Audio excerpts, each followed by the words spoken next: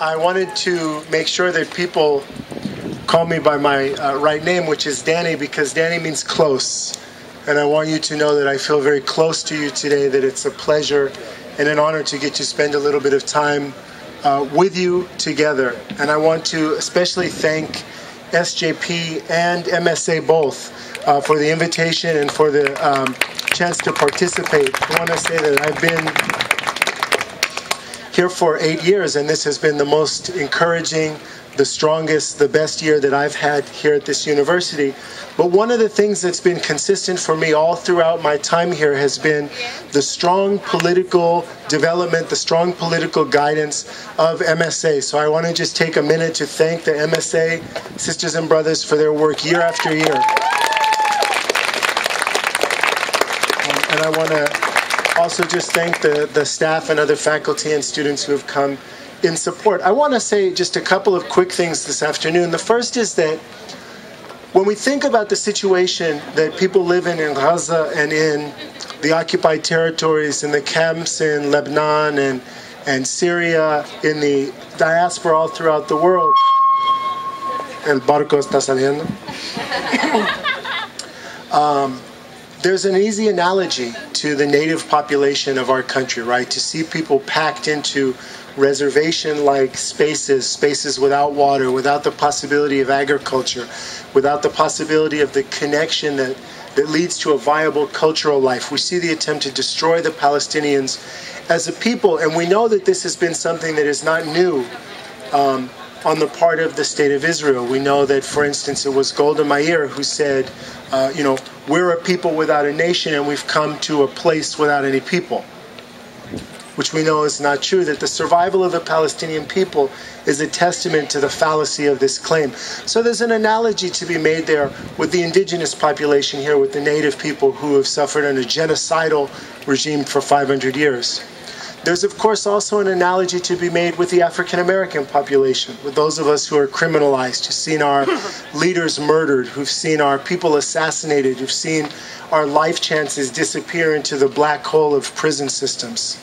And, of course, there's an analogy to be made with the Mexican people on both sides of the border, right, who've seen their land partitioned by a wall, who've seen their existence denigrated, who've been forced to defend themselves and their language against the claim that they don't belong in the place where their great-grandfathers and great-grandmothers lived. As some of you know, I had a little bit of time in Palestine, including the part of Palestine that is presently located inside the State of Israel.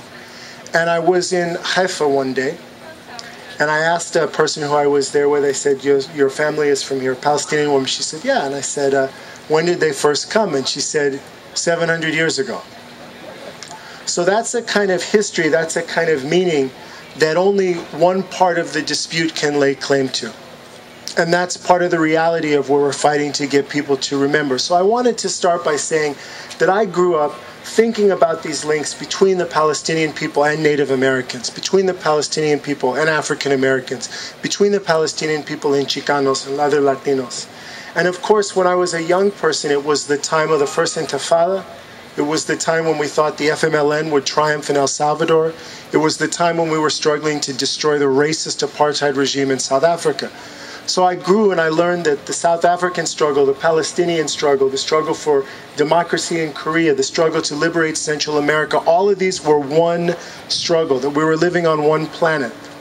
If you go to Northern Ireland, what do you see? You see the people, the murals of the liberation fighters of Derry and Belfast in their keffiyehs with their rocket launchers. These are people who know that we're fighting one struggle. So I felt overjoyed when, you see the book that some of the students put together, Another University is Possible. And who do you see right in the front when Fanon is speaking to the crowd? You see the brothers and sisters of the MSA. So we see that this solidarity that we grew up through, that we know about, that we understand as the only path forward for us to victory, is living in its present, and it's a reality for us. It's not simply a memory. But the memory is important because the memory teaches us that we didn't invent this, that we're not the first to trot on this path and we won't be the last.